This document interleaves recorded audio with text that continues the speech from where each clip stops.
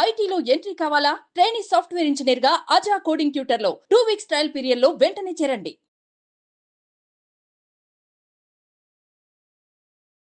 నమస్తే, welcome to Suman TV. నేను గిరిజ. సాధారణంగా సంవత్సరం మారుతుందన్నా లేదంటే ఉగాది వస్తుందన్నా, అదే కాకుండా ప్రతి నెల కూడా మన జాతకం ఏ విధంగా ఉంటుంది, అంటే మనం అనుకున్న పనులు జరుగుతాయా లేదా, ఏదైనా విషయాలలో కొంచెం వెనకడుగు వేయాలా లేదంటే ముందడుగు వేయాలా అని ఖచ్చితంగా జ్యోతిష్యాన్ని మన రాశి ప్రకారంగా మనం చెక్ చేసుకుంటూ ఉంటాం. అది కామన్.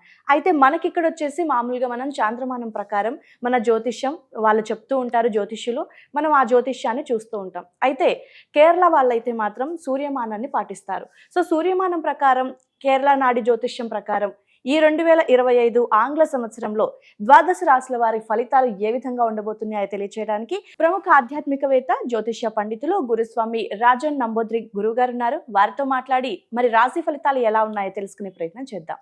గురువు గారు నమస్కారం. నమస్కారం అమ్మా. మీ కేరళ నాడి జ్యోతిష్య శాస్త్రం ప్రకారం ఈ 2025 నూతన ఆంగ్ల సంవత్సరంలో భాగంగా మిథున రాశి వారి జాతకం ఏ విధంగా ఉంది అంటారు? అంటే వారు చేసుకోవాల్సిన పరిహారాల గురించి ఒకసారి తెలియజేస్తారా? ఇక్కడ మీది మాది లేదు, రాష్ట్రం అంతా ఒకటే. భారతదేశంలో ఉన్నాం కాబట్టి శాస్త్రాలు వేరే అయినప్పటికీ ఒక కార్యం అనేది ఒకటే. చంద్రమాన మాసం సూర్యమాన మాసంలో వ్యత్యాసం ఉంటుందేమో కానీ నాడి శాస్త్రానికి ఇతర శాస్త్రాలకి చాలా పోలికలు ఉంటాయి. ఓకే. కాకపోతే ఏంటంటే నాడి శాస్త్రంలో ఏ ఒక జ్యోతిష్యం చేసుకున్నా, ఏదో ఒకటి చూపించుకున్నా సులభంగా కార్యసిద్ధి అవుతుంది అన్నట్టు. అంటే ఇటువంటివి ఒక తొందరగా వారికి సక్సెస్ఫుల్ అవుతుంది.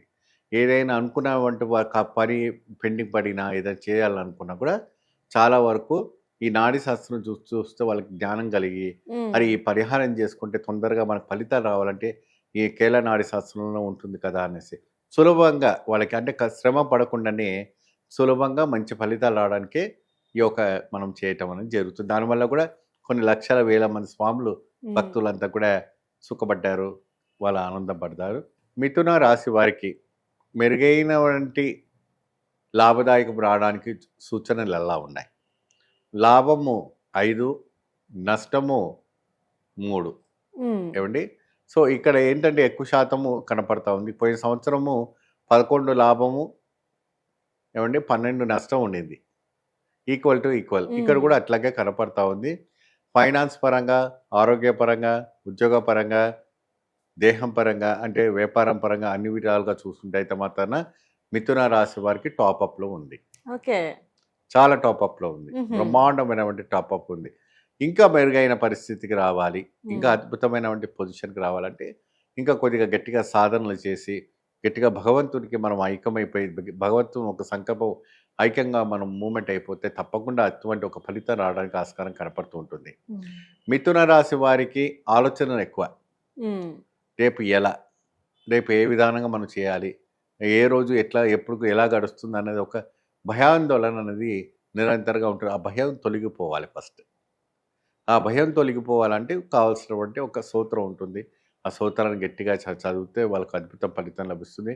ఆ సూత్రం గురించి వాళ్ళకి మనం కాల్ చేస్తే సరే, ఏదైనా చేసినా మనం దానికి చెప్పడం జరుగుతుంటుంది. మరి అదే విధానం అన్నమాట ఫలిత ఘోషణం.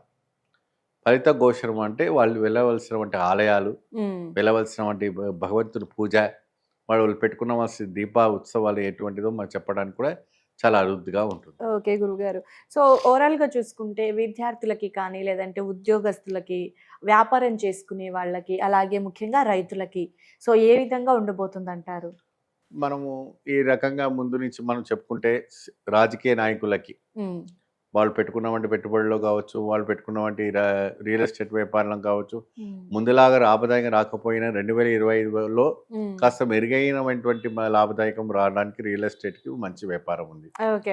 రాజకీయ నాయకులకు కూడా మంచి పేరు ప్రతిష్ట, బదిలీ, పోస్టులు రావడానికి, అంటే సర్పంచ్ ఎలక్షన్స్ ఉన్నాయి కాబట్టి వాళ్ళు కూడా మంచి ఒక పోస్టర్స్ రావడానికి కూడా మంచి అవకాశాలు కనపడుతుంటుంది. ఏమండి? మరి అదే విధానంగా కదిరి కాలం అంటే మనకు ఈ యొక్క మాసం డిసెంబర్ మాసం పోయి వచ్చే సంవత్సరం మనం తిరుగులో మనం పడుతున్నాం కాబట్టి 2025 ఆంగ్ల సంవత్సరం వస్తున్నాం కాబట్టి కదిలిపోయే కాలం అంటారు. సో ఇలాంటి వాళ్ళు ఏంటంటే మాసానికి తగినట్టుగా రైతులు వాళ్ళు వేసుకున్నటువంటి పాడి పంటలో ఈ యొక్క ఉంటుంది. ఆ పాడి పంట కూడా కాస్త మెరుగైనట్టుగా ఉంటుంది. అద్భుతమైనటువంటి పంట పండడానికి అవకాశం ఉంటుంది. కాకపోతే అంటే ఈ రాశి వాళ్ళు ఎక్కువ శాతం ధాన్యానికి కాకుండా మీరు ఈ యొక్క పండ్లకు కావాల్సినటువంటి పంట వేసుకుంటే బాగుంటుంది. అంటే టమాటా కాయలు, బెండకాయలు, కూరగాయలు, వెజిటేబుల్స్ వేసుకుంటే బాగుంటుంది.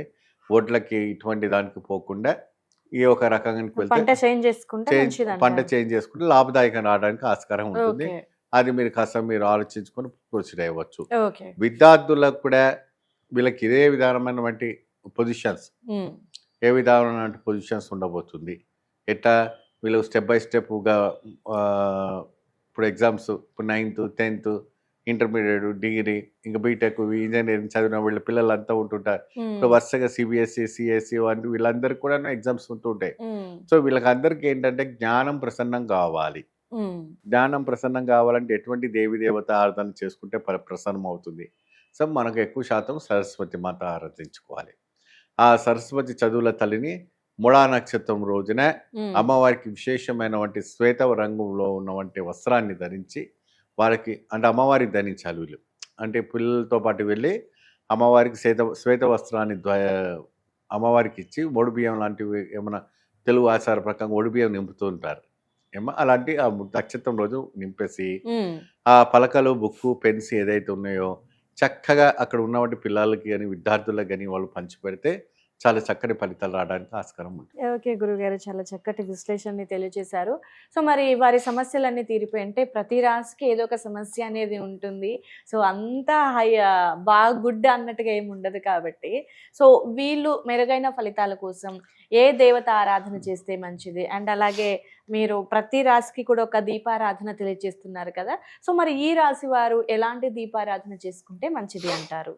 వీళ్ళు ఎక్కువ శాతము దుర్గా లక్ష్మీ సరస్వతి మనం పూజిస్తాం కాబట్టి ఆ రోజున దుర్గాదేవిని పూజించడం అంటే ప్రతి ఆదివారం నాడు రావుకాలంలో ఆవు నెయ్యి దీపం మర్చి ప్రేమిందలో కానీ నిమ్మకాయలో కానీ కట్ చేసి చక్కగా ఆవు నెయ్యి నింపేసి మీరు ఆ రావుకాల దీపంలో దీపార్థన చేసుకుంటే చాలా మంచి మెరుగైన ఫలితం రావడానికి ఆస్కారం కనపడుతుంది.